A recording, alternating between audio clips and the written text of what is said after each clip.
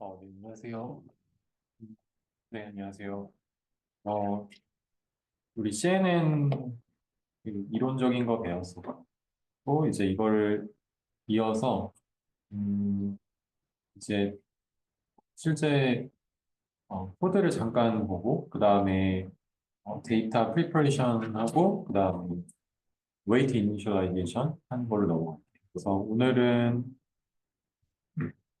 이렇게 지난 시간에 봤던 요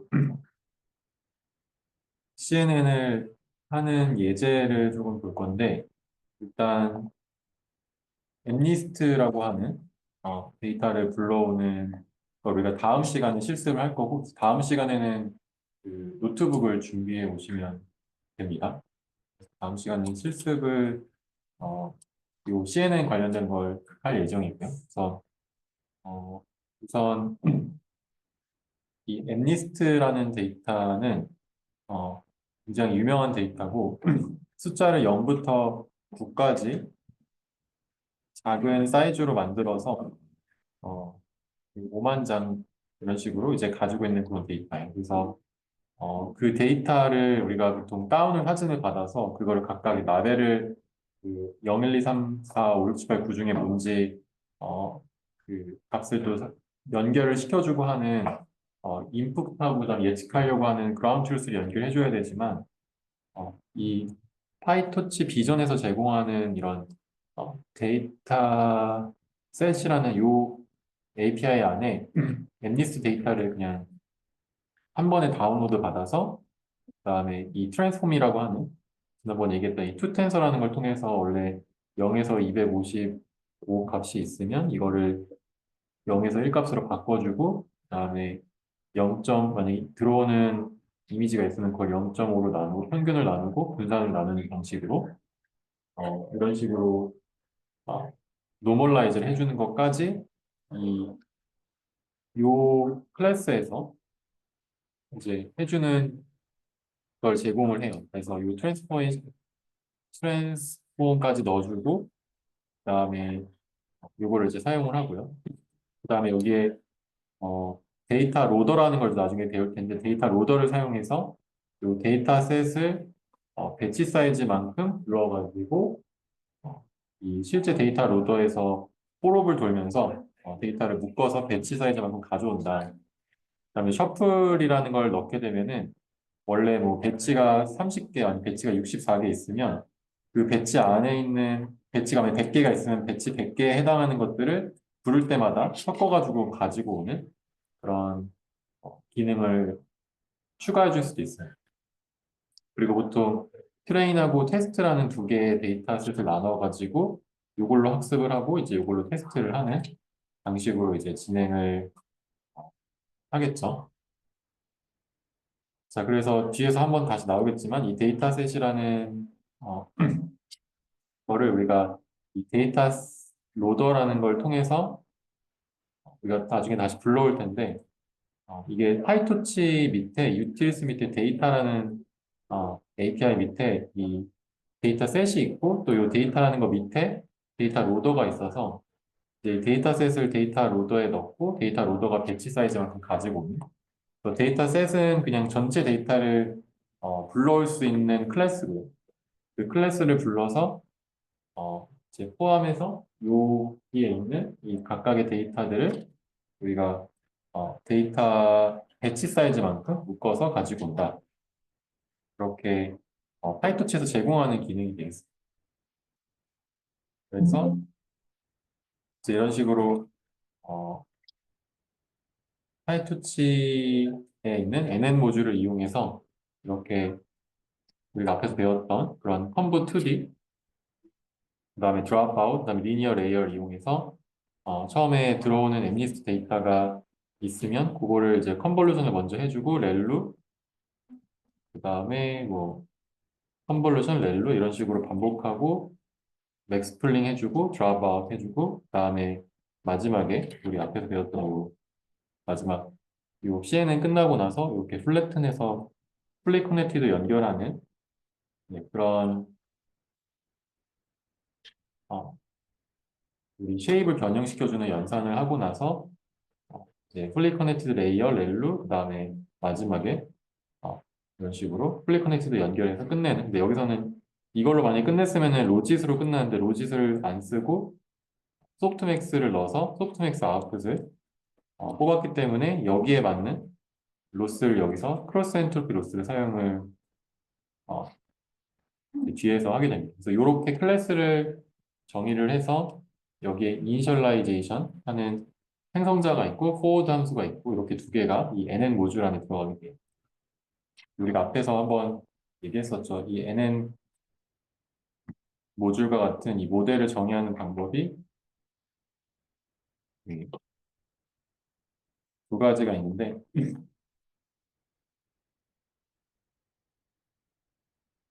여기 뒤에 어, 뭐지? 이 슬라이드가 아닌가?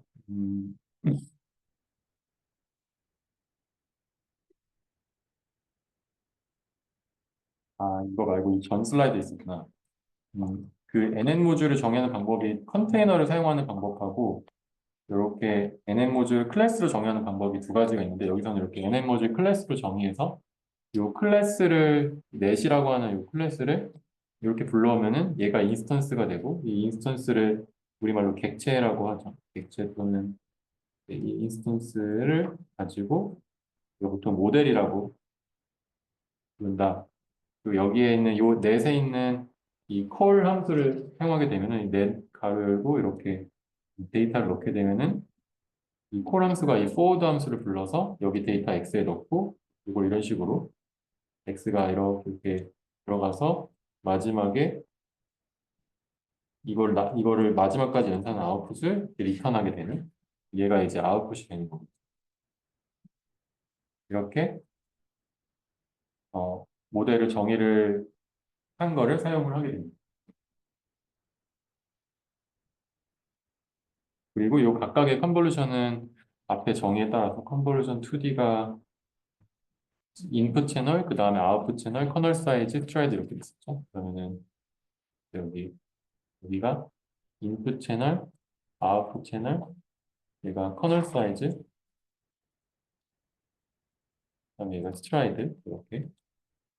인풋 채널은 하나, 그래서 엠리스트 데이터는 앞에서 우리가 보여주진 않았지만 흑백으로 들어오기 때문에 사진이 이렇게 있으면 7 이렇게 있으면 얘가 어, 사이즈가 몇이었더라?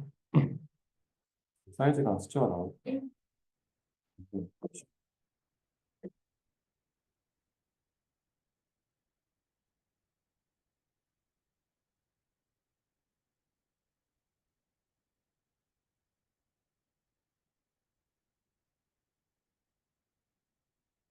사이즈가 30, 28이었던 것 같아요. 그래서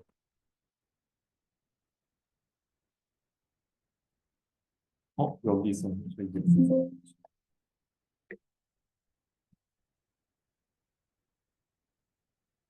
여기 슬라이드 지금 우리 97페이지에 있는데 이렇게 파이토치에서 모델을 정의하는 방법이 바로 뒤 슬라이드에 있습니다. 지금 이렇게 컨테이너를 사용하는 방법하고 이렇게 NN 모듈을 클래스로 정의하는 방법이 있다고 했었죠. 그래서 지금 이런 식으로 만약에 이미지가 들어왔을 때 얘가 28 바이 28의 모양을 가지는데 얘가 채널이 하나라서 음, 갑자기 헷갈린다. 그 파이토치와 텐서플로어가 서로 채널을 앞에 놓냐 뒤에 놓냐가 다른데 어, 파이토치가 잠시만 다른 슬라이드를 보면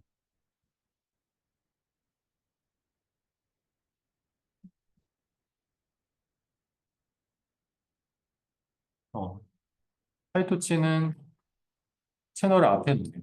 이렇게 얘가 채널이 만약에 RGB면은 얘는 그레이이기 때문에 하나가 들어오지만 RGB일 때는 세 개 채널이 들어오는 이렇게 RGB 이렇게 해서 만약에 숫자 7이 있으면 이렇게 세 개의 채널을 더해서 하나 이미지가 되죠. 그럼 이럴 때는 3,28 바이 28 이렇게 들어온다고 할 수 있고 그레이일 때는 이런 식으로 1바이 28바이 28 이렇게 들어오겠습니다. 근데 이게 파이토치일 때는 이렇게 채널이라고 하는 이 차원을 앞에 놓는데, 근데 이제 만약에 텐서플로우를 사용하게 되면은 텐서플로우는 이 채널 축을 뒤에 놔서 28바이 28바이 1 이런 식으로, 이게 텐서플로우일 때는 28바이 28바이 3 이런 식으로 되는 거. 그 다음에 이 하나의 그 채널이 여기서는 32개로 바뀌겠죠. 왜냐면 여기 인풋이 하나고 32개가 아웃풋이니까. 그 다음에 커널 사이즈 3의 패딩이 0이면은 이 입력이 어떻게 되죠? 28바이 28이 들어간 게 패딩이 0이 지금 디폴트가 패딩이 0일 거예요. 패딩이 0이 디폴트라서 여기에 28바이 28이 들어오고 만약에 커널 사이즈 3으로 컨버전 하면은 아웃풋 사이즈가 몇이 되죠? 이게 커널 사이즈 3이니까 그 커널 사이즈 때문에 발생하는 두 개의 칸이 못 움직이는 게 생겨서 얘가 26바이 26이 돼요. 그다음에 컨버전 또 3 해주면 또 24바이 24가 되고 거기에 64개의 채널이 있는 그런 레이어가 되겠죠. 요거를 어,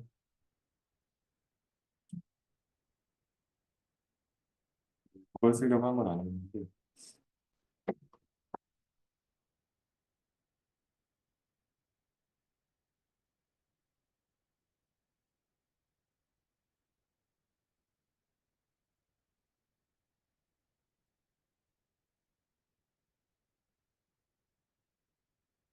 그걸 붙여놓고 만약에 28, 1,28바이 28이 들어온다 했을 때 요 레이어를 거치게 되면 컴보 원을 거치게 되면 얘가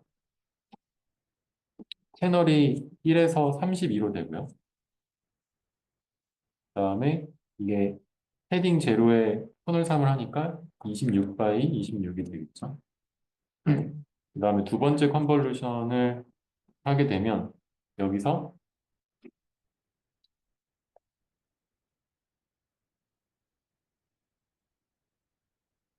다시 32에서 채널이 64로 되죠. 얘가 채널 하이트 위스 요거인데 채널이 32에서 64로 바뀌고 64 그다음에 26이 다시 한번 24바이 24가 되겠죠. 홈브 2를 지나면 그다음에 맥스 풀링을 하면은 이게 사이즈가 안으로 줄어들게 돼서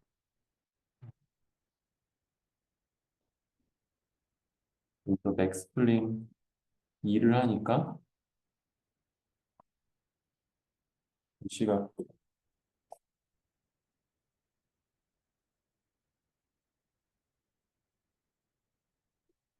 풀링을 하게 되면 64 채널은 그대로 있고 24를 반으로 나눈 12 바이 12가 되겠죠. 12 바이 12가 되고 그 다음에 플래튼 하게 되면 여기서 얘가 쫙 펴지면은 이게 그냥 전부 하나의 그 벡터가 돼서 그러면 64 곱하기 12 바이 12가 됩니다.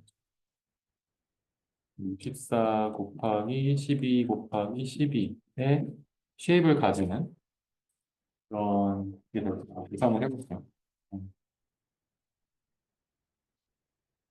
64 곱하기 12 곱하기 12 하면은 9,000, 이건 9,216개의 그냥 원소를 가지는 어떤 하나의 그 뉴런이 이렇게 벡터로 쭉 펴지는 거죠. 그러니까 여기서는 28바 28이라는 이미지였고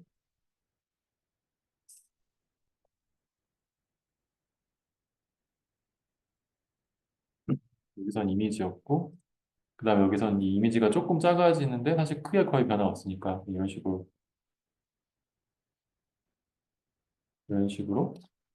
얘가 한 장이었던 게 이렇게 되고 요게 또 64개니까 더 늘어나는 거죠. 더 이렇게 길어진 모양이 될 거고 얘가 이제 일로 가면서 반으로 줄어드니까 더 네모가 작아진 같은 길이의 그런 볼륨이 되고 이걸 쫙 피면은 이제 엄청 긴 이렇게 긴 하나의 벡터가 되는 거죠. 그래서 여기 보시면 얘가 9216개를 받아서 이거를 128로 만드는 다음에 얘가 리니어 레이어 FC1 플레이 커넥트 레이어 1을 지나면 이렇게 얘가 플레이 커넥트 레이어 1을 지나면 9216개가 128이 되고 마지막에 128이 FC2를 지나면 여기서 드롭아웃 지난 다음에 FC2 지나면 마지막에 FC2에서 10개의 클래스에 해당한 로짓이 되고 요거를 마지막에 이제 소프트맥스 씌워가지고 로그 소프트맥스 씌워서 다시 이제 그냥 10개의 확률값으로 바뀝니다. 이런 식으로 갔다가 여기서 이렇게 갔다가 이렇게 진행되는 식으로 모델이 이렇게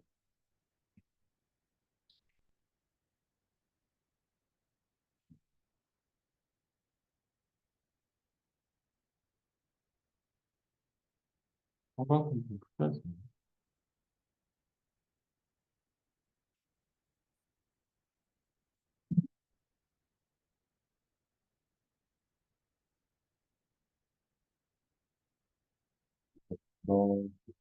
여기서 이런 하는 그런 모델이 되겠습니다.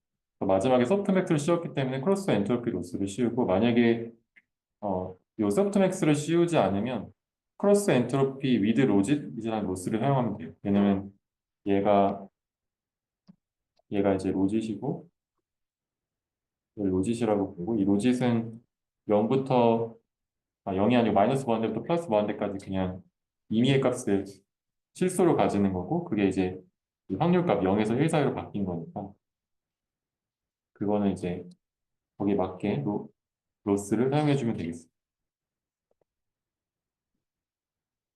이렇게 컨볼루션, 풀링, 그 다음에 플래튼, 풀리 커넥티드 이렇게 연결하는 방식을 이제 기본적인 구조가 되겠죠. 그래서 이렇게 모델을 정의하고 나서 아까 여기에서 보면은 넷이라고 정의한 이 녀석이 모델이 되겠죠. 이 넷이라고 하는 이 모델을 어, 여기서 인풋이라는 데이터를 얘가 받으면 인풋을 여기에 넣어줘서 아웃풋을 만들고 그게 이제 라벨이랑 얘가 이제 정답이고 얘가 이제 프레딕트한 예측한 값이고 이거 두 개를 비교했을 때 잘하면은 로스가 작은 거고 못하면 로스가 큰 거고 그걸 기반으로 이제 백프로파게이션 해주는 방식으로 이렇게 포르프 여기서 에포크를 10번 돌린다고 했네요. 이렇게 에포크를 돌려서 로스도 이제 더해서 쌓아주고 이런 식으로 계산을 해주면 되겠습니다. 그리고 이 부분이 모델에서 실제로 인풋을 가지고 프레딕션을 계산 그리고 주석 처리한 거는 만약에 GPU를 사용하게 되면 이렇게 디바이스를 CPU에서 GPU로 바꾼다. to 디바이스라고 하는 그 명령을 통해서 처음에 메모리에서 어쨌든 불러올 때는 램 메모리에 있게 되거든요. 왜냐면 우리가 하드디스크에서 뭔가 데이터를 읽으면 그 데이터가 램 메모리에 올라가고 그 다음에 그거를 GPU 메모리로 옮겨주는 그런 식으로 계산을 하면 되겠습니다. 그러면 이제 데이터 프리퍼레이션을 볼 건데 일단 데이터 프리퍼레이션은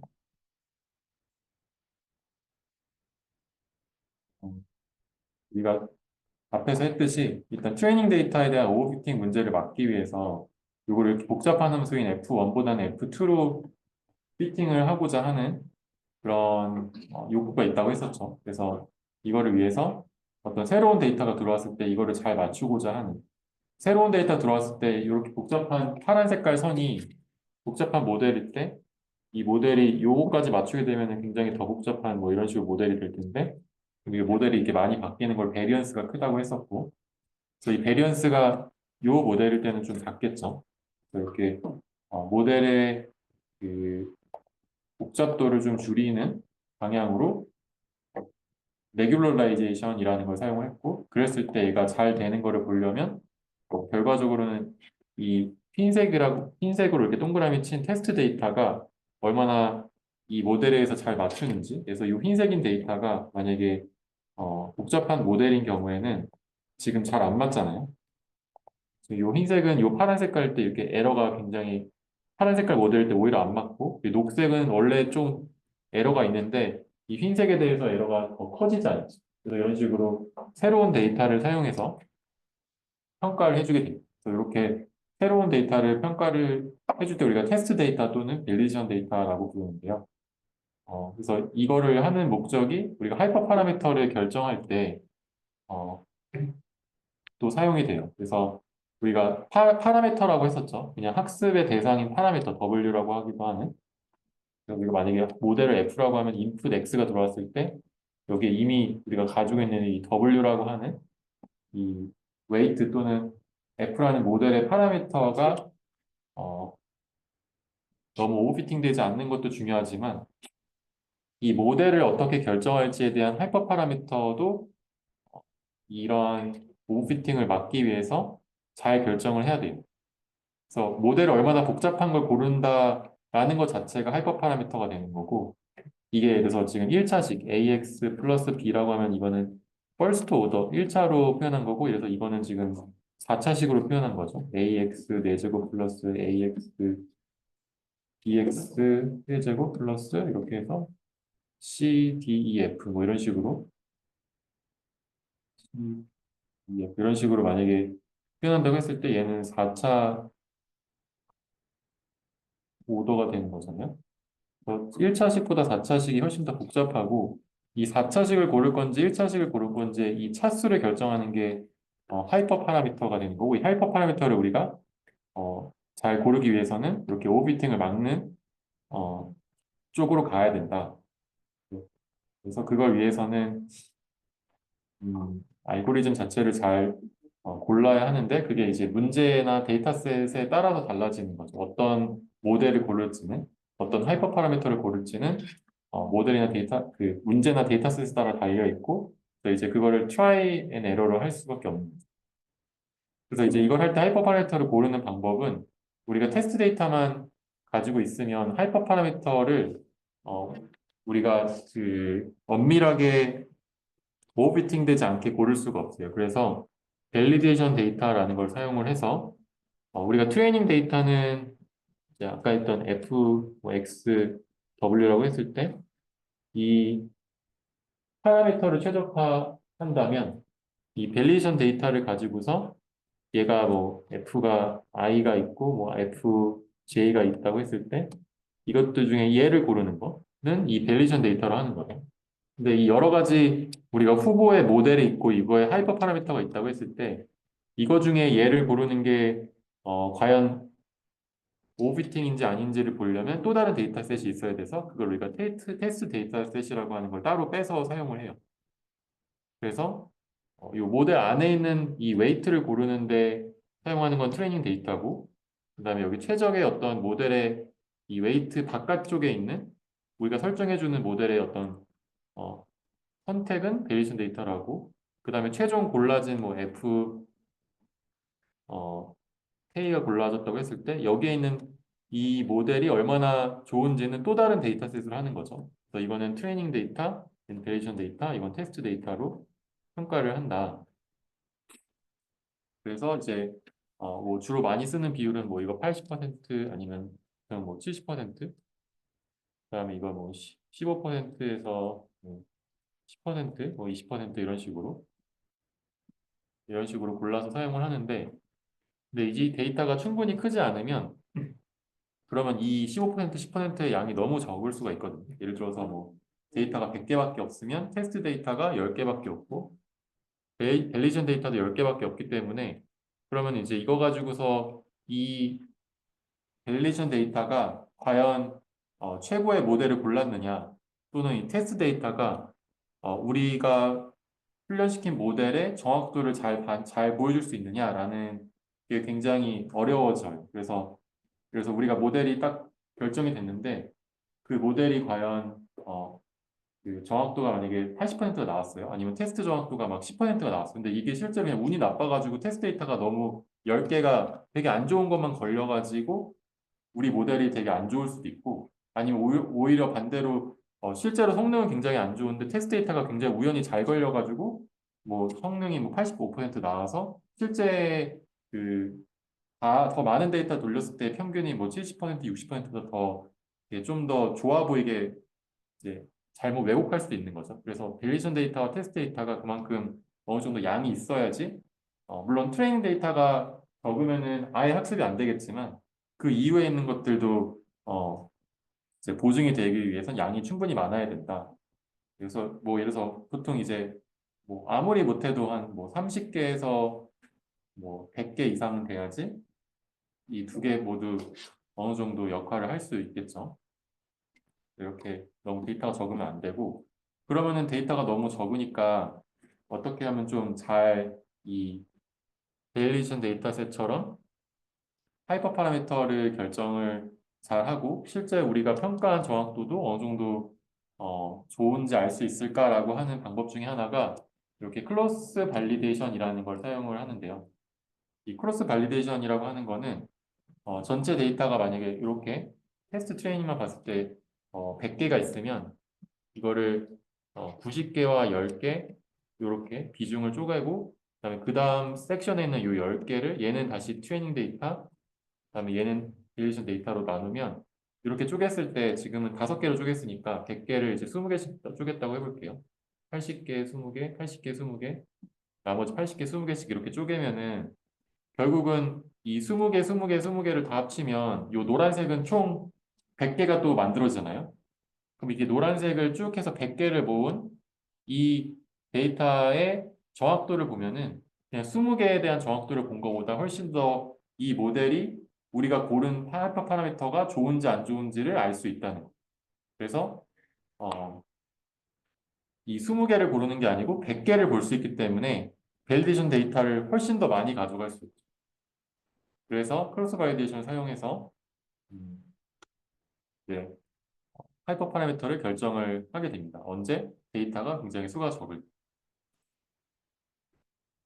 그 다음에 또 다른 측면은 이제 데이터 프리 프로세싱이 필요한데요. 지난번에 우리가 이렇게 휘어진 어떤 공간 속에서 데이터가 좀 어떤 값은 되게 많이 변하고 조금 변하면 그 옵티마이제이션이 잘 안 된다고 했잖아요. 조금만 변해도 쉽게 확 변해버리니까.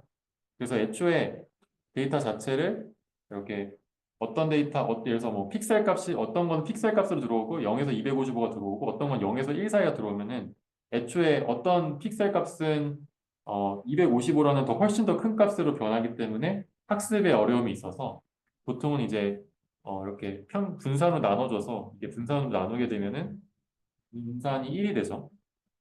자기 자신의 분산을 나눈 거니까. 그래서 이제 분산을 1로 만들고 보통 이제 얘가 이렇게 오프셋이 돼 있으면 이것도 마찬가지로 학습에 불리하기 때문에 이 어떤 축에 대해서 이 데이터 자체를 평균을 0으로 만들어주는 제로 센터하고 이제 스탠다드 디비에이션으로 나눠주게 되면 표준 편차로 나눠주게 되면은 이런 식으로 만들 수 있고 또 앞에서 우리가 했던 그런 노멀라이제이션 아까 뭐 예를 들어서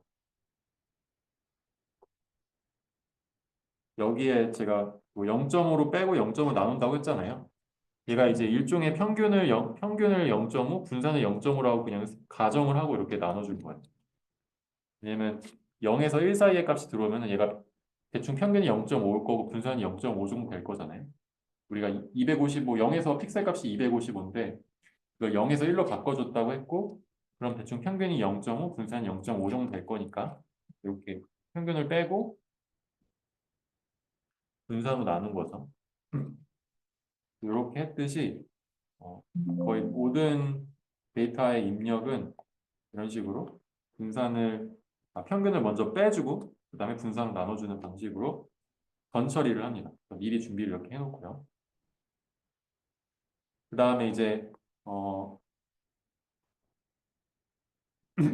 만약에 픽셀 값 같이 모든 데이터가 0보다 큰 경우에는 이제 그레디언트의 방향이 요렇게 이쪽으로만 움직이거나 이쪽으로만 움직일 수 있어서 굉장히 비효율적으로 이렇게 이렇게 이러한 직선을 따라가지 못하고 그러니까 여기서 얘가 이쪽 방향을 향하지 못하기 때문에 여기서 이쪽으로 또는 그러니까 이쪽으로 움직이거나 아니면 이쪽으로만 움직일 수 있어서 이게 최적화 방향이라고 하면 이렇게 갈 수밖에 없는 그런 성질을 띠기 때문에 평균으로 이제 빼주는 거는 무조건 하게 되는 전처리가 되겠고요. 그다음에 이렇게 아예 이 애초에 이 폭을 줄여서 또는 이제 디콜레이트라고 하는데 이게 원래 x1, x2였으면 이걸 아예 x1 프라임 이제 x1 프라임, x2 프라임으로 바꿔서 이렇게 축을 이쪽에 x1 프라임이랑 x2 프라임이라는 새로운 축에서 이렇게 보기도 해요. 그러면 훨씬 더 이 x1과 x2에 대한 코릴레이션이 작아지고 이 관계가 작아질수록 최적화에는 훨씬 유리하게 돼요. 왜냐하면 x1만 보면 되니까 x2만 보면 돼요. x1과 x2 사이의 관계를 봐야 되기 때문에 앞에서 우리가 전에 배웠던 옵티마이제이션이 어려워지게 되는데 이제 이렇게 디콜레이션 하기도 하고 아예 화이트닝 한다고 해가지고 이 x1을 또 x1끼리 그 상대 표준 편차로 나눠주게 되면 이렇게 아예 두 개 사이의 코릴레이션이 없어지게 돼서 이렇게까지 하는 경우에 사실 아예 데이터가 의미가 없어질 수도 있기 때문에 항상 하는 건 아닌데 이제 뭐 PCA 같은 거는 종종 해주기도 해요. 그래서 디콜레이트라는 걸 쓸 수도 있다. 근데 이거는 사실 딥러닝에서 많이 쓰는 방식은 아니고 보통 머신러닝을 할 때 사람들이 많이 사용을 하는 방식 중에 하나입니다. 그래서 아까 얘기했지만 이렇게 노멀라이제이션이 안 돼 있으면은 얘가 기울기가 이 두 개 사이를 나눈다고 했을 때 이렇게 멀리 떨어져 있으면은 이 기울기가 굉장히 민감하게 변할 수 있는데 여기 0을 기준으로 이쪽으로 넘기게 되면 훨씬 더 민감하지 않게 어, 이제 요 두 개를 분리할 수가 있기 때문에 훨씬 더 유리하게 더 빠르게 수렴하는 우리가 학습시킬 때 뭐 하루 기다릴 거를 12시간 기다리거나 12시간 기다릴 걸 6시간 기다려서 학습되면 좋잖아요. 그래서 데이터 자체도 이런 식으로 초기화를 시켜놓고 학습을 시키게 되면 좀 더 학습이 빨리 되거나 하는 뭐 이렇게도 될 수도 있겠지만 어쨌든 좀 잘 안 되거나 좀 느리게 되는 그런 문제들을 좀 해결할 수 있다 이렇게 생각하시면 되겠고 그래서 많은 경우에 뭐 이제 이미지를 전처리하는 방식은 좀 여러 가지가 있는데 어, 사실 이게 이미지라는 게 채널이 이렇게 있고 RGB가 이렇게 있고 여기에 채널마다의 이미지가 또 따로 있는 거니까 이 공간에 대한 편견을 뺄 거냐 전체에 대한 편견을 뺄 거냐 이게 조금 더 이 공간에 대한 표준 편차를 볼 거냐 각 채널마다의 표준 편차 또는 전체에 대한 표준 편차를 볼 거냐 이런 게 조금씩 그 하는 방식이 달라요. 그게 뭐 엄청나게 많은 영향을 미친다기보다는 그냥 약간 관습적으로 뭐 알렉스넷이라고 하는 엄청 오래된 네트워크는 어, 전체 평균을 빼주는데 VGG라고 하는 네트워크는 채널마다의 평균을 빼주고 레즈넷 같은 경우는 채널마다의 평균을 빼주고 그다음에 분산으로 나눠주는 뭐 이런 식으로 조금씩 어, 네, 하는 방식이 다르다. 또 요거를 할 때는 아무래도 알렉스넷을 만약에 VG를 쓴다면은 VGG에 애초에 사용했던 그런 전처리 방식을 쓰는 게 좋겠죠. 그래서 이 파이토치 밑에 유틸 밑에 데이터라는 게 있어서 거기에 데이터 로더라는 걸 통해서 어, 데이터를 묶어서 가져오는 이 데이터 로더 클래스를 우리가 보통 많이 사용을 하고요. 그다음에 뭐 나중에는 아마도 파이프라인이라는 또 API가 있어서 이 데이터 로더도 그 안에 넣고 데이터 로더도 안 보일 때가 있는데 어쨌든 지금은 우리가 실습할 때는 데이터 로더라는 거를 사용을 할 거고 거기에 배치 사이즈에 맞는 거를 셔플하거나 해서 샘플링을 나중에 할 수도 있고 샘플링을 통해서 테스트 트레이닝을 나누기도 하거든요. 또 뒤에 있는 거는 뭐 패러럴하게 여러 개 돌릴 건지 뭐 이런 걸 결정할 수도 있는데 어쨌든 앞에 있는 걸 주로 많이 쓰게 되고 예를 들어서 우리가 패션 엠니스트라는 엠니스트 말고 그 10개 서로 다른 그런 옷 관련된 사진들을 이렇게 흑백으로 만들어가지고 28 x 28의 사이즈로 이렇게 만든 데이터셋이 있어요. 그래서 이거를 엠니스트랑 비슷하다고 해서 패션 엠니스트라고 하는데 이 패션 엠니스트 데이터셋을 예시로 많이 가져온 걸 한번 보면은 일단 순서가 바뀌어요. 어, 일단은 이렇게 아까 얘기했던 파이토치 비전에 있는 저 앞에 생략되어 있는데 이거 데이터셋이 파이토치 비전 밑에 있는 여기 있네요. 데이터셋에 여기 한번 들어가 보시면은 파이토치 비전 데이터셋 검색해서 여기 들어가 보시면 이게 패션 애니스트 말고도 거의 뭐 한 100개 넘는 데이터셋이 바로 불러올 수 있게 이렇게 만들어져 있거든요. 근데 우리가 바로 뒤에서는 이제 이 데이터셋이라는 이 객체를 만들 거지만 여기서는 이걸 바로 불러올 수 있다. 그래서 다운로드도 받고 그다음에 이렇게 여기서 바로 불러올 수 있는 객체로 만들어주고 그럼 이 트레이닝 데이터라는 게 이제 데이터셋이라는 객체고 데이터셋을 여기서 얘기했던 이렇게 여기 생략돼 있는 어, 여기서는 그 데이터 로더를 안 썼구나.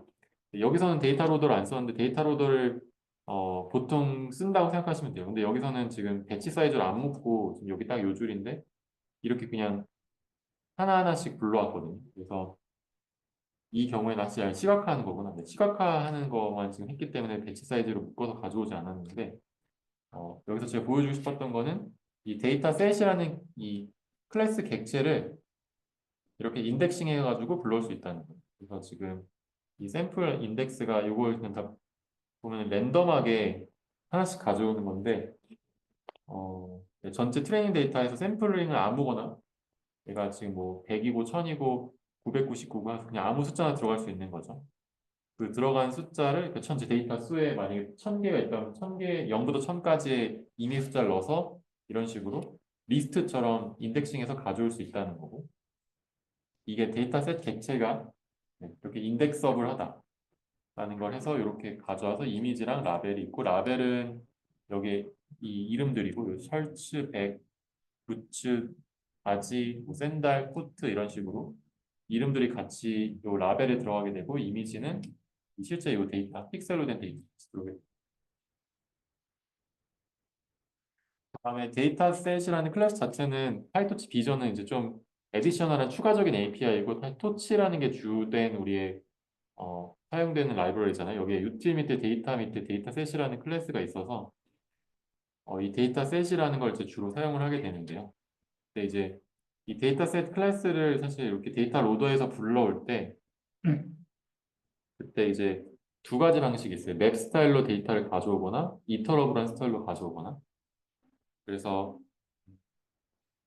이 맵 스타일로 가져오면은 여기에 get item이라는 어 모르겠어요. 이렇게까지 이 파이썬을 깊게 배우시는 분이 있는지 모르겠는데 우리가 포문에서 리스트에서도 이런 식으로 이터러블한 객체를 만드는데 자, 이걸 먼저 설명하면 일단 맵 스타일로 불러올 수가 있고 그다음에 이런 식으로 이터러블한 스타일로 불러올 수가 있는데 이 포문에서 예를 들어서 이렇게 해볼 수도 있죠. 포문에서 i는 in range 아니면 뭐 리스트로 해도 되죠. 리스트도 이터러블한 객체인데 우리가 그걸 제너레이터 또는 이터레이터 이런 것들 0, 1, 2, 뭐 이렇게 했다. 그럼 포문에서 이거에 안에 있는 원소들 하나씩 넣고 i를 프린트를 해보면 프린트 i를 해보면 얘가 0을 놓고 프린트하고 2, 1 놓고 프린트하고 2 놓고 프린트 3도 프린트 하잖아요. 그러니까 얘를 이제 이터러블한 객체라고 불러요.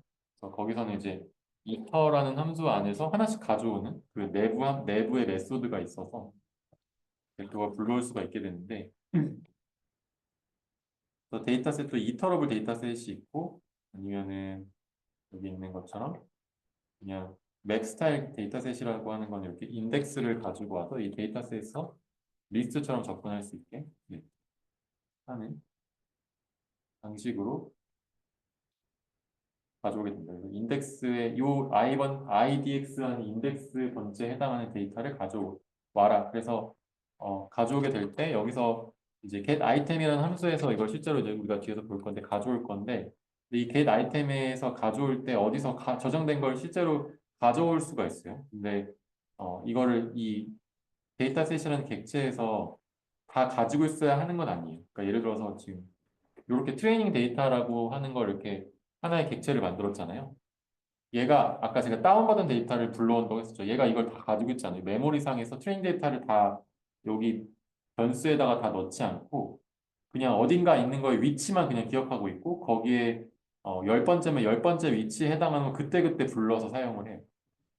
그래서 이 객체가 그 많은 데이터를 가지고 있지 않은 객체다라는 거고 그래서 그 get item이라는 함수 안에서 이제 그걸 불러오면 되겠습니다. 그래서 예시로 이걸 한번 볼 건데 아까 이 데이터셋이라는 게 제가 여기 지금 생략되는데 아까 얘기했던 요 여기에 있는 이 위에 있는 토치의 UT 밑에 있는 데이터 밑에 있는 데이터셋이라는 요 객체 그냥 파이토치에 있는 데이터셋이라는 어떠한 클래스가 있다고 생각하시면 돼요. 이 데이터셋이라는 클래스를 여기서 이제 불러오는 거예요. 상속을 받아서 그 클래스를 정의를 하는데 클래스에는 생성자와 길이와 하나하나씩 인덱스로 줬을 때 불러올 수 있는 그 함수가 있는 거예요. 그러면은 이 인덱스라는 거를 아까 제가 만약에 이 뒤에서 보면은 이 커스텀 데이터셋을 여기 제가 생략했구나.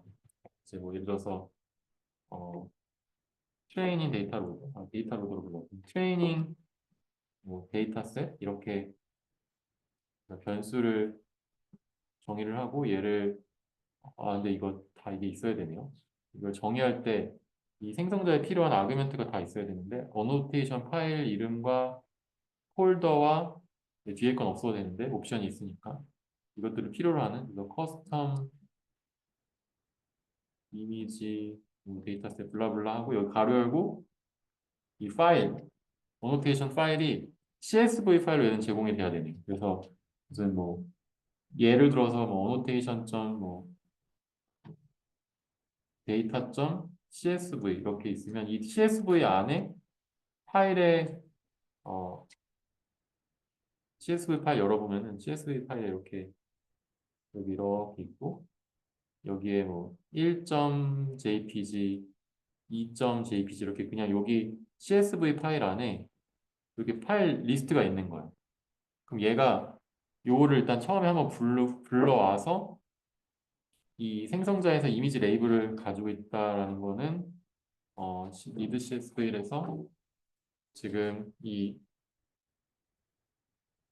전체 여기에 1번 이미지는 예를 들어서 지금 아까 뭐 패션 엠리스트라고 했을 때 아니면 그냥 엠리스트라고 했을 때 패션 엠리스트라고 여기는 만약에 뭐 부츠 그다음에 얘는 뭐 백, 얘는 뭐 티셔츠 이런 식으로 같이 이렇게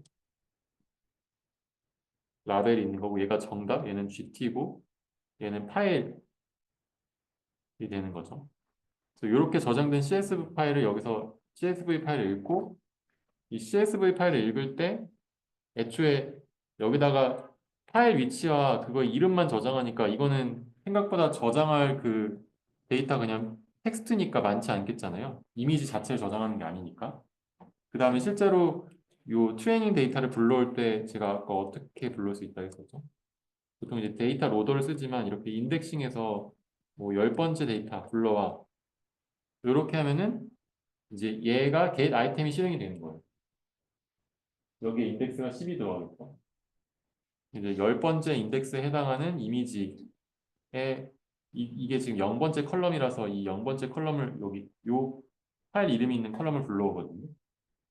이제 파일 이름과 디렉토리를 붙여가지고 패스를 정하고 거기에 있는 요거는 리드 이미지는 앞에서 정의해 줬는데 그냥 그 폴더를 주면은 이미지를 불러오는 그래서 이렇게 이미지 하나 불러오고 거기에 있는 정답이 여기에 있는 1번째 얘가 0번째면 얘가 1번째 컬럼이고 이 1번째 컬럼의 정답 정답을 보통 GT라고도 하고 라벨이라고도 하고 그래서 이 정답을 이런 식으로 저장해서 이제 세트로 이미지와 이렇게 이미지와 정답을 이렇게 불러오는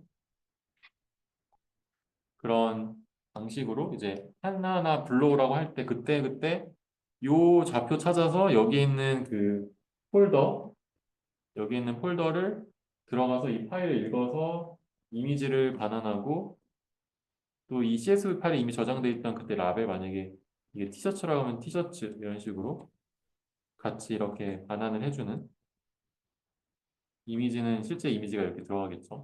이건 사실 그레이스케일 이미지라서 하나밖에 없지만 이런 식으로 이미지와 이 텍스트가 같이 나오는 그래서 이렇게 하나를 묶어서 부를 수 있는데 이거를 배치 사이즈로 묶어서 불러주게 해주는 게 이제 뒤에서 사용하는 이 데이터셋을 넣어주는 데이터 로더라고 하는 거를 사용하시면 되겠습니다. 그래서 제가 이걸 생략했는데 이렇게 데이터 로더로 씌우게 되면은 이제 앞에서 예제가 있었던 거. 다 예제가 없구나. 뒤에서 나중에 실습할 때 한번 볼게요. 근데 여기 데이터 로더라고 하는 거 여기서 안 불렀네요. 하나도 안 부르는구나. 이제 트레인 데이터 로더를 요 트레인 데이터 셋이라는 거를 우리가 파이토치 밑에 UT 밑에 데이터 밑에 데이터 로더라는 걸 만약에 불렀다고 하면 데이터 로더가 이제 불러지고 여기에다 그냥 데이터 셋 이렇게 여기서는 이 트레이닝 데이터 셋을 이렇게 넣으면 얘가 데이터 로더가 되고 트레이닝 데이터 로더가 되고 데이터 로더를 트레이닝한 거를 생략하고 그냥 얘가 데이터 로더라는 이제 객체가 되겠죠. 왜냐면 이 왼쪽에 있는 건 클래스고 얘는 그 클래스고 클래스로 이제 객체를 만든 거니까 얘가 데이터 로더가 돼서 이걸 이제 이 변수로 이 로더를 뒤에서 하나씩 배치로 묶어가지고 가져올 수 있게 하면 되겠습니다.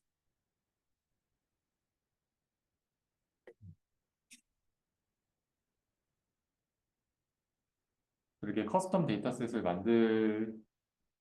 어, 만들 때 이렇게 사용하시면 되고 실제로 이제 데이터 로더를 이런 함수가 있어서 이터라고 하는 여기에 이렇게 색깔이 변하는 것들은 보통 파이썬 내장 함수라고 하거든요. 그래서 얘네들은 그냥 임포트를 안 해도 그냥 파이썬이라는 걸 실행하는 순간 쓸 수 있는 것들이 있어요. 그게 프린트라든지 아니면은 뭐가 있을까? 뭐 프린트라든지 아니면 내장 함수가 뭐 CHAR 뭐 이러면 캐릭터로 바꿔주는 뭐 그런 함수도 있고 또 이런 내장 함수가 있는데 이 내장 함수를 사용해서 이렇게 이터레이터로 바꿔주고 이게 이터러블한 객체를 이터레이터로 바꾼다라는 거고 이제 요거는 그냥 이제 이렇게 사용한다고 그냥 받아들이시면 될 것 같아요. 그래서 요거를 이렇게 씌우고 거기에 next 다음 현재 있는 뭐 0번째 인덱스면 그 다음 번째 인덱스에 해당하는 그 값을 내뱉도록 하는 이 두 개의 내장 함수가 있고 요걸 통해서 아까 얘기했던 이제 데이터 이미지랑 거기에 해당하는 GT 라벨을 가지고 와서 그걸 이제 학습할 때 사용을 하게 되겠죠. 요거는 그걸 예시로 이제 시각화해 본 거고 이미지를 라벨을 이제 같이 라벨은 뭐고 이미지는 뭐냐 봤을 때 이 라벨은 다섯 번째 여기 숫자로 저장이 돼 있었네요. 다섯 번째 라벨이고 이미지가 이렇게 이거는 구두겠죠. 이런 식으로 데이터를 불러 사용할 수 있겠습니다. 이제 트레이닝 객체랑 뭐 테스트 객체는 아예 트레이닝이랑 이제 테스트랑 보통 아예 분리시켜 놓고 이미지는 굉장히 보통 많기 때문에 아예 폴더도 다 분리해 놓고 아니면 폴더를 분리해 놓지 않더라도 이렇게 CSV 파일 자체 안에서 이 CSV 파일이 트레이닝 데이터만 가지고 있는 이런 표가 있고 그 다음에 뭐 테스트 데이터만 가지고 있는 그런 표가 이렇게 있어서 이 테스트랑 트레이닝이랑 뭐 따로 나눠 가지고 이 파일들을 명을 얘네들이 겹치지 않게 하면 서로 데이터가 겹치지 않겠죠? 이런 식으로 보통 파일들을 관리해 가지고 데이터를 쫙 불러와서 학습을 시키는 그런 식으로 테스트와 트레이닝 또는 뭐 발리데이션까지 분리시켜가지고 또 데이터를 불러오게.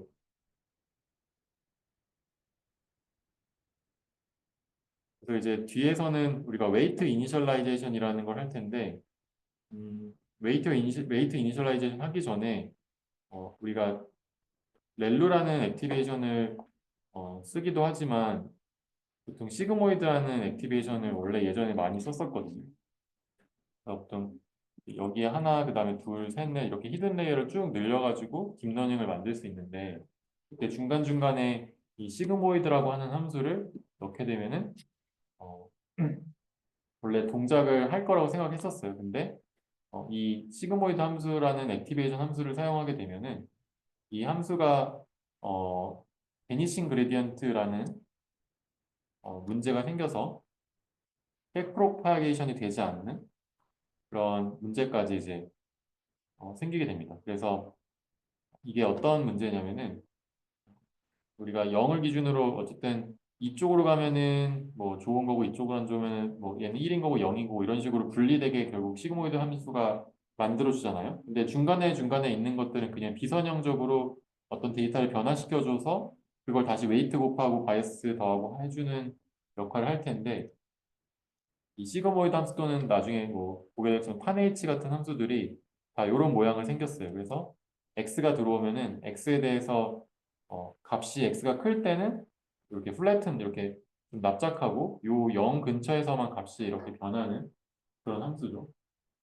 그래서 이거의 변화 값은 x가 변할 때 아웃풋은 이 양쪽 끝으로 가면은 거의 변화가 없어요. 그리고 요 근처에 서면 조금 변화가 있고 심지어 이것도 0보다 작은 아니 1보다 작은 0.3 정도가 최대 미분값이 나오는 그런 함수예요.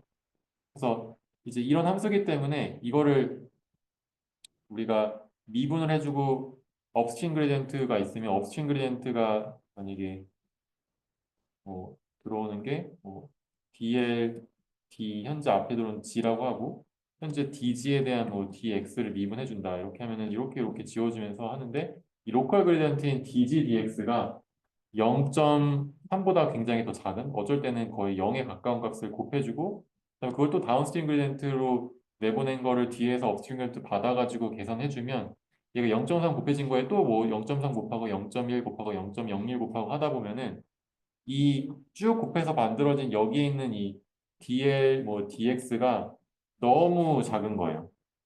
그래서 업데이트가 아예 안 되는 여기선 좀 업데이트가 되는데 이쪽에선 업데이트가 아예 안 되는 그런 이제 문제가 생기고 그래서 그리디언트가 위로 갈수록 작아진다라고 해서 베니싱 그리디언트 프로블럼이라고 이야기합니다. 그래서 이렇게 뒤로 갈수록 이 그리디언트가 작아지니까 이 중간 레이어에서는 어느 순간부터 이제 안 된다는 걸 사람들이 깨닫고 나서 시그모이드를 거의 이제 안 쓰게 됐고요.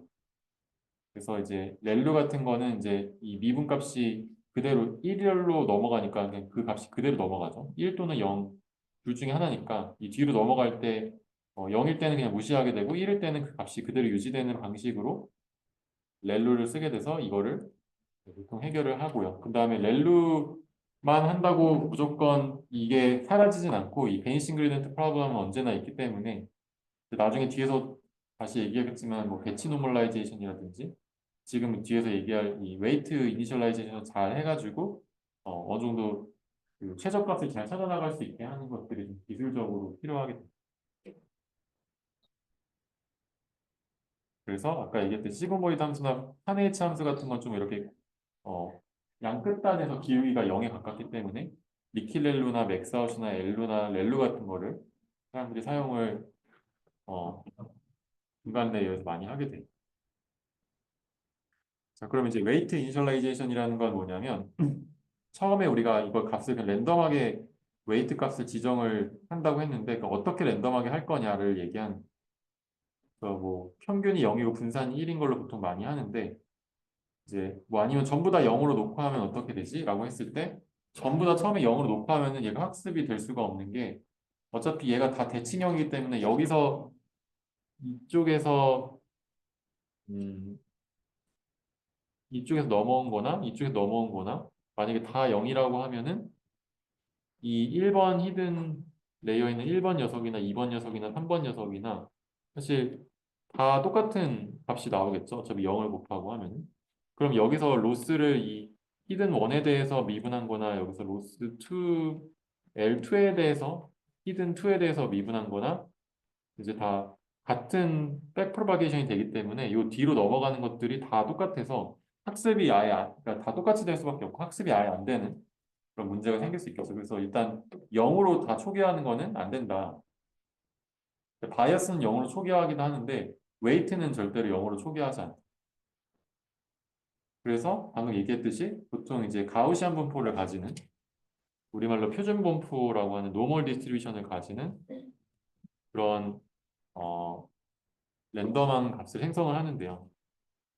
그래서 이거는 이제 보통 평균이 0이고 노멀 디스트리뷰션은 이제 확률적으로 표현하면 확률 기호로 표시하면은 이런 식으로 노멀 디스트리뷰션 0,1 하면은 뭐 이게 x라는 x가 아니고 웨이트가 되겠죠. W가 이걸 따르게 되면은 노멀 디스트리뷰션을 따르면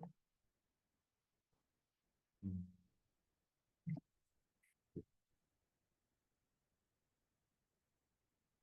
그러면 W가 노멀 디스트리뷰션을 따르고 이때 이제 어 아, 네. 그때 그 웨이트 값을 그냥 사용할 수도 있지만 뭐 이렇게 잘 되는 걸 그냥 이렇게 0.01을 곱하거나 0.1을 곱하거나 이렇게 딱 해보고 그냥 이게 잘 되나? 여러 가지 트라이앤 에러로 이렇게 값을 정할 수도 있어요. 왜냐면 그냥 처음에 그냥 0과 1, 분산을 1로 가지는 게 꼭 좋은지는 모르기 때문에. 그래서 이제 죄송해요. 스탠다드 디비에이션이 1로 놓고 하지 않고 보통 이렇게 0.01 해가지고 분산이 1이 아니고 0.01이 되도록 얘는 이제 랜덤 노멀 디스트리뷰션의 이 함수는 표준 편차가 1이고 분산이 1이고 평균이 0인 뮤가 0이고 시그마가 1인 뮤가 보통 평균이고 시그마가 분산이잖아요.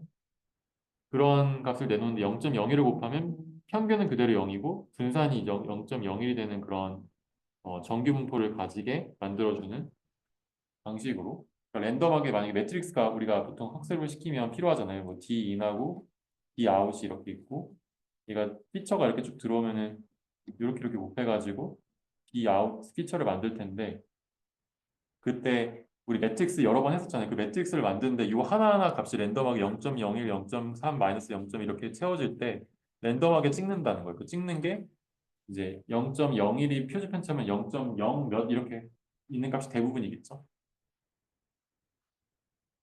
그래서 이제 이거를 적당하게 잘 이 스탠다드 데비에이션 값을 정해서 쭉 하게 되면은 이제 여기서는 이렇게 학습시킬수록 뒤로 갈수록 전체 웨이트를 곱하고 너무 탄 H 씌우고 여기서 탄 H 씌우고 이걸 포문을 지금 16번 레이어를 돌렸는데 16번이 아니고 지금 7번이네요. 7번 하고 이건 16개의 인풋에 대해서 16바이 이렇게 디멘전 0에서 4096 16바이 4096에 해당하는 이거는 입력도 그냥 랜덤하게 넣었고 그거를 가지고 이렇게 랜덤한 W를 해서 곱하고 더하고 하면 어떻게 되냐라는 거예요. 그랬을 때 이제 이런 식으로 점점점 곱하고 탄 H 씌우고 곱하고 탄 H 씌우니까 값이 줄어들더라. 이게 지금 레이어의 아웃풋이거든요.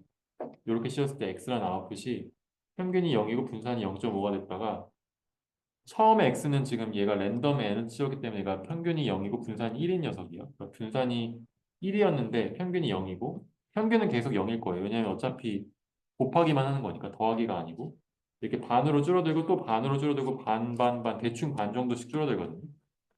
그러니까 계속 이 분산이 줄어드는 거죠. 그러니까 분산이 줄어드니까 모두 0에 가까워져서 얘가 뭔가 안 좋잖아요. 학습이 되게 어렵기 때문에 전부 뭐 로직 값이 다 0으로 수렴하면 안 되니까. 그래서 조금 키워봤어요. 0.05로. 이 웨이트를 표준 편차 0.01이 아니고 0.0으로 키웠더니 이번에는 이제 0.87, 0.85 이러면서 지금 값을 대부분 보면은 다 양쪽 끝으로 수렴했죠. 왜냐하면 탄 H를 씌우는 순간 얘가 어차피 맥스가 1이고 미니 마이너스 1이기 때문에 다 1로 거의 0.9999로 다 가는 거예요. 그러니까 이제 이미 다 게임이 끝났죠. 더 이상 뭐 값이 0.9999만 남아가지고 학습할 게 없는 거예요. 얘도 굉장히 안 좋은 상황이 되는 거죠. 그러니까 이 웨이트를 전체적으로 어떻게 우리가 세팅을 하느냐가 굉장히 중요하다는 걸 여기서 알 수 있고, 그래서 이 방식을 이제 정한 사람이 자비에라는 어, 또 사실 굉장히 오래된, 지금으로 따지면 좀 오래됐는데 이 자비에라는 사람이 초기화를 이렇게 하자라고 정했고, 그게 실제로 이 분산값을 계속 인풋에 대해서 유지시켜주는 역할을 하는 걸 확인할 수 있어요. 그래서 이제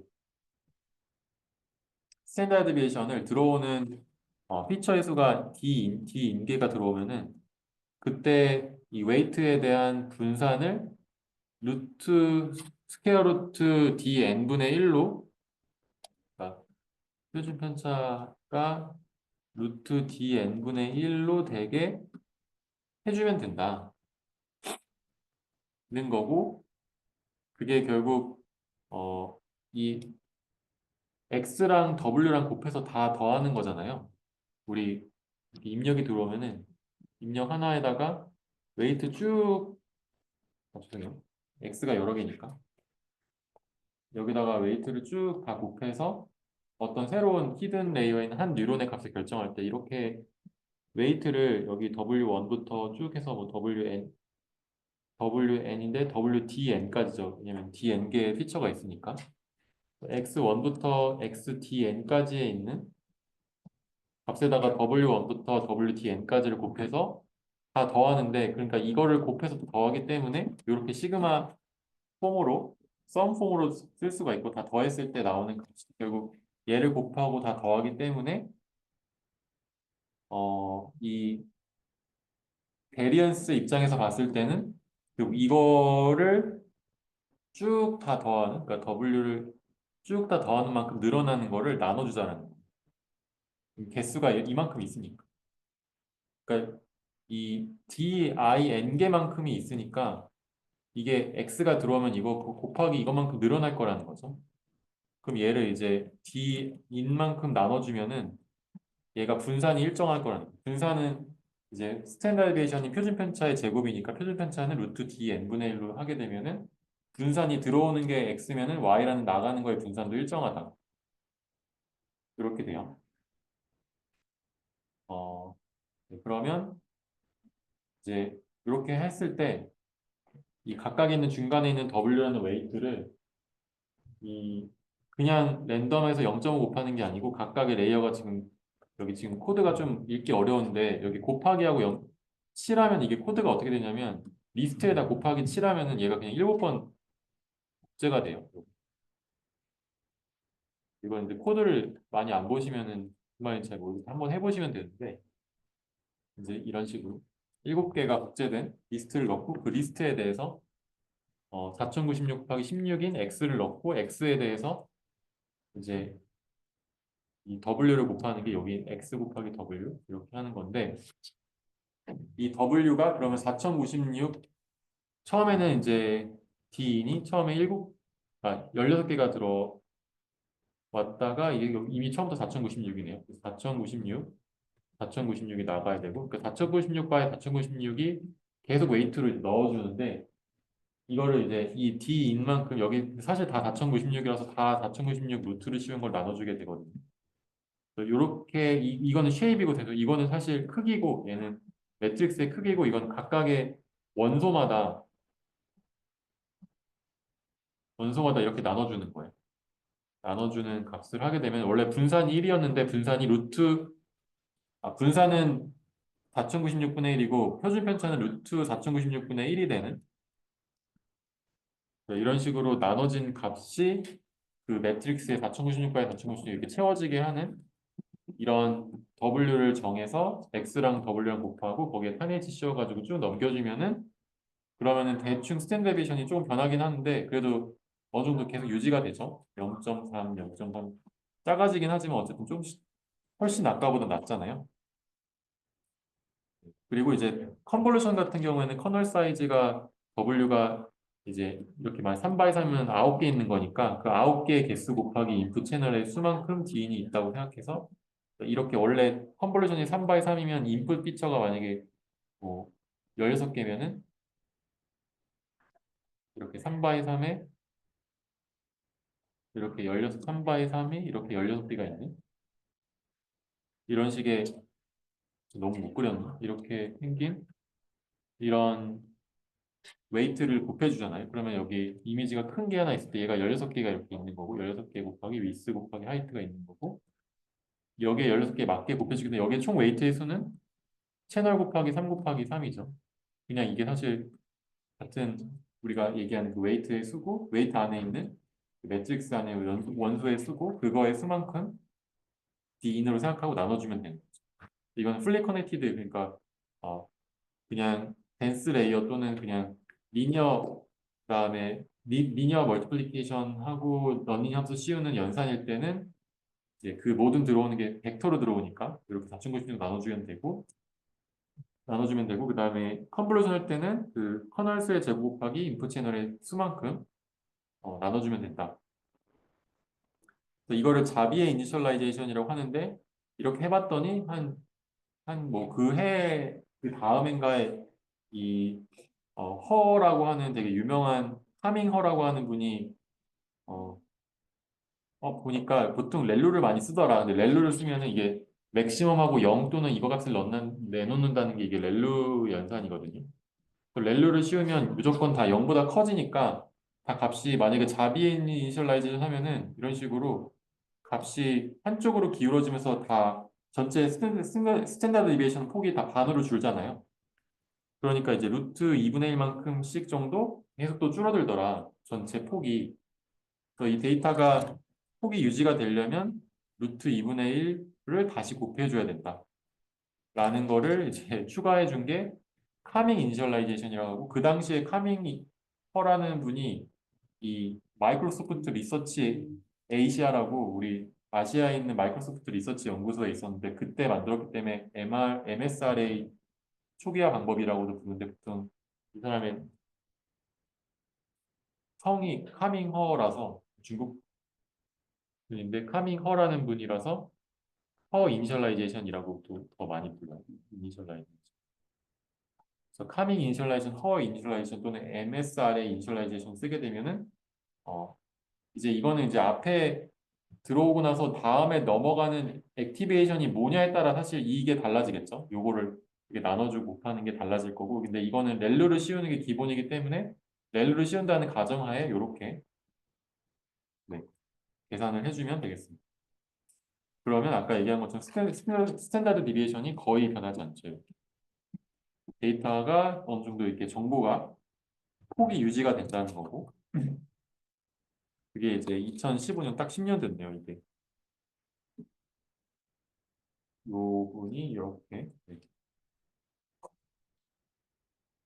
2015년에 논문을 발표하면서 이렇게 하는 게 좋다라는 거를 그 당시에 조금 조금씩 이제 이 딥러닝이 기본적인 것들이 정해지고 있는 시기였는데 이렇게 됐었고 네. 그리고 이제 나중에는 우리가 레지듀얼 네트워크라는 걸 아마 다음 시간에 배울 텐데 이 레지듀얼 네트워크라는 걸 쓸 때는 이 x가 그 컨볼루션 렐로 안 지나고 그냥 바로 이렇게 더해주기도 하거든요. 그래서 이제 이렇게 더해줄 때는 이렇게 넘어가는 거에 여기 한 번 더 더하기 때문에 이제 이거를 또 고려해가지고 이 첫 번째 컨볼루션에 있는 음, 이 컨브를 초기화를 그 허 이니셜라이제이션 하고 두 번째는 얘가 0이 되도록 얘가 전부 다 웨이트가 0이 되도록 해서 넘겨주는 방식으로 학습을 합니다. 여기서 학습이 되는 게 왜냐면 아까는 다 대칭형으로 되니까 여기서부터 일로 들어오는 입력이 하나밖에 없는 경우였기 때문에 여기 웨이트가 다 0이면은 얘가 넘어가도 다 같은 값이 넘어가는데 여기서는 이렇게 넘어올 때 이 x라는 게 이렇게 크게 맞게 딱 일로 얘 크기가 같은 크기고 여기 한 번 더 더해주거든요. 입력이 이미 크기가 다르기 때문에 다른 입력을 쭉 더해주면 어차피 얘네들이 다 다르게 웨이트가 업데이트 되면서 학습이 되게 돼요. 어쨌든 그래서 레지넷에서 두 번째 컨볼루션에서는 보통 컨볼루션의 웨이트 초기화는 0으로 한다. 뭐 이런 것들이 뭐 짜잘하게 이제 그 당시에 점점점 사람들이 어떻게 하면 학습을 좀 더 잘할 수 있을까라는 고민하면서 만들어냈던 것들이 되겠습니다.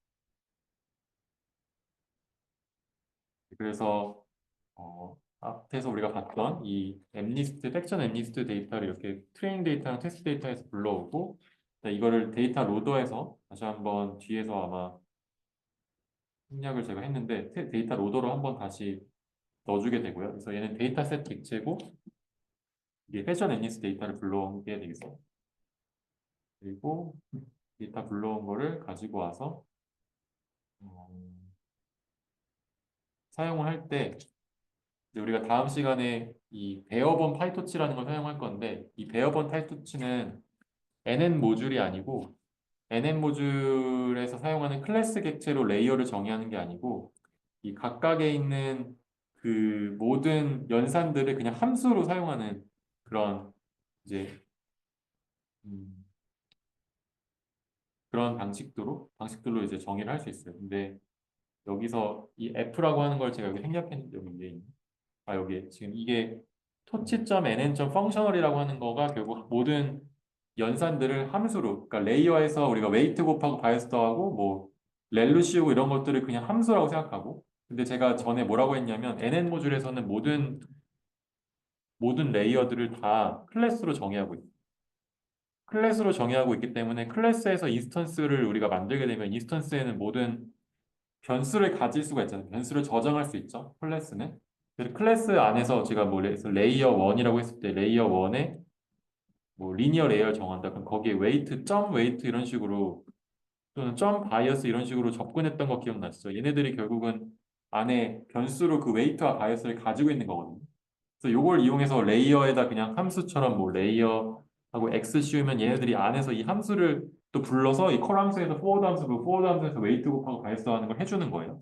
우리가 손으로 짜지 않은 그런 기능들을 해주는 건데 그걸 그냥 이렇게 자동화된 클래스를 사용하는 게 아니고 얘는 이제 모든 걸 그냥 함수로 펑션으로 다 정의하고 있는 그런 이제 모듈이 되겠어요. 그래서 이거는 어떻게 보면은 우리가 하나하나 어떻게 돌아가는지 좀 더 자세하게 정의해주고 배울 수 있는 내용이죠. 그래서 뒤에서 이제 NN 펑셔널에서 여기 뒤에 보면 NN이 아니고 파이터치 펑셔널에서 불러올 때 사용할 이 렐루라든지 리니어 레이어라든지 이런 것들의 입력으로 사용할 웨이트와 바이어스가 필요로 돼요.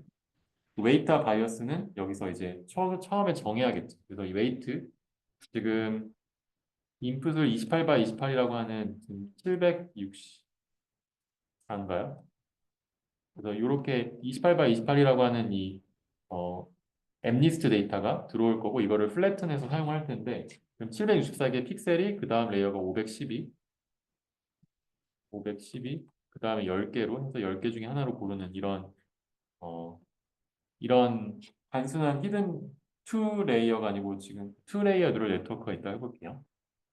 이 투 레이어 뉴럴 네트워크에 처음에 764에서 512로 가는 웨이트가 필요하겠죠. W1이라고 할까요?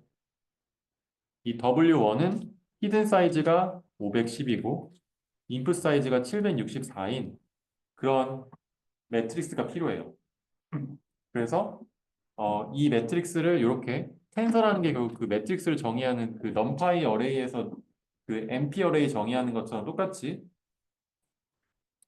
근데 여기서는 이제 512 by 764라는 이 두 개의 원소를 가지는 텐서를 정의를 하는데 512, 764를 NN 파라미터라는 거에 넣게 되면은 이 아까 얘기했던 그런 웨이트 이니셜라이제이션 하지 않고 아마 제가 기억하기로 다 0으로 아마 채웠던 것 같아요. 0으로 채워진 이 512 by 이게 사이즈가 그러니까 512 by 764의 매트릭스를 만들어요. 이렇게. 근데 이제 이게 아까 넘파이가 아니고 이 파이토치 NN 모듈 밑에 있는 또 클래스잖아요. 또 파라미터라는 클래스인데 클래스가 어, 정의가 되면은 요거가 나중에 그레디언트가 그 뭐라 그러죠? 갑자기 기억이 안 나네. 이 파이토치에서 그레디언트를 자동화해 주는 거 뭐라고 했죠? 오토 그레이던트라고 했었던 것 같은데, 네, 오토 그레이던트를 얘가 이제 설정을 잘 이제 알아서 해주는 그런 클래스라서 이렇게 파라미터를 정의할 때 이렇게 nn 점 파라미터로 정의를 해서 웨이트와 바이어스 그다음에 여기서는 또 히든 사이즈 512에서 여기서 웨이트 두 번 레이어를 한 번 더 넣었구나. 그래서 여기 레이어가 512에서 512로 간 다음에 여기서 10개로 가는 지금 3레이어 뉴럴 네트워크가 정의가 돼서 이게 웨이트 2는 512에서 512로 가는 게 하나 필요하고 마지막이 512에서 마지막 10개인 아웃사이드 10으로 가는 그다음에 바이어스는 여기서 히든 사이즈 아웃풋의 크기는 510이 필요하고 여기서 510이 필요하고 마지막에 어 10개의 아웃풋이 필요하니까 10개의 바이어스가 이런 식으로 정해지면 여기 빈칸에 0만 채워진 이런 매트릭스가 있는데 여기에 초기화를 하는 함수가 이제 nn.init 밑에 카밍 유니폼이라고 하는 게 근데 이제 유니폼을 사실 제가 아까 가우시안이라는 노멀 디스트리뷰션을 쓴다고 했는데 사실 유니폼 디스트리뷰션도 굉장히 많이 써요. 그래서 유니폼 디스트리뷰션은 어 이제 마이너스 유니폼 디스트리뷰션은 0부터 1까지의 값을 일정하게 가지는 거를 어, 했던 것 같은데 그래서 요 안에 여기서 0에서 1 사이 값을 이제 유니폼하게 랜덤하게 뽑아가지고 넣는 네, 그런 이제 연산을 하는데 0에서 1이 아니고 여기에 넌리니어리티 렐루를 하니까 여기에 들어오는 510이라고 하는 걸 루트 씌운 다음에 나눠주고 들어오는 거 첫 번째 W1 같은 경우 512가 아니고 764겠죠. 인풋의 디멘전에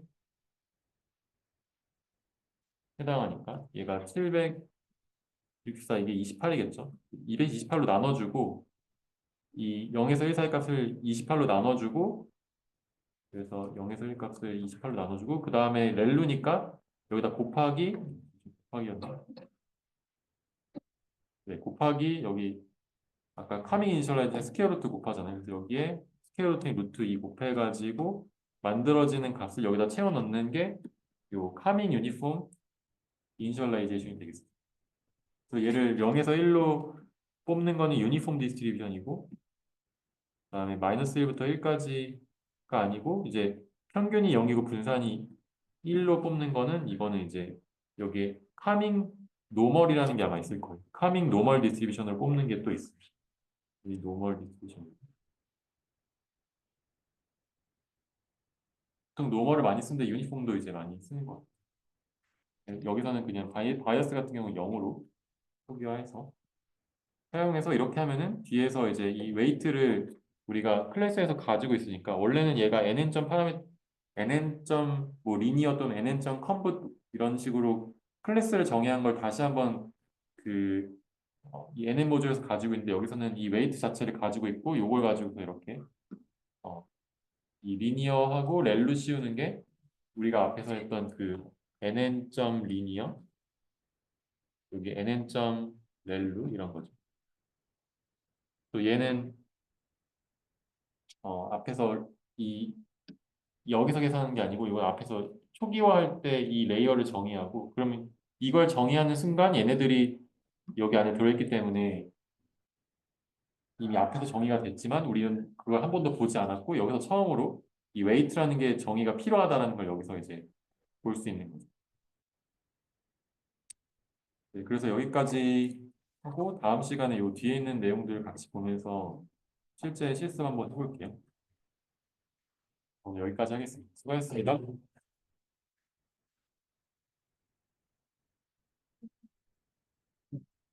네.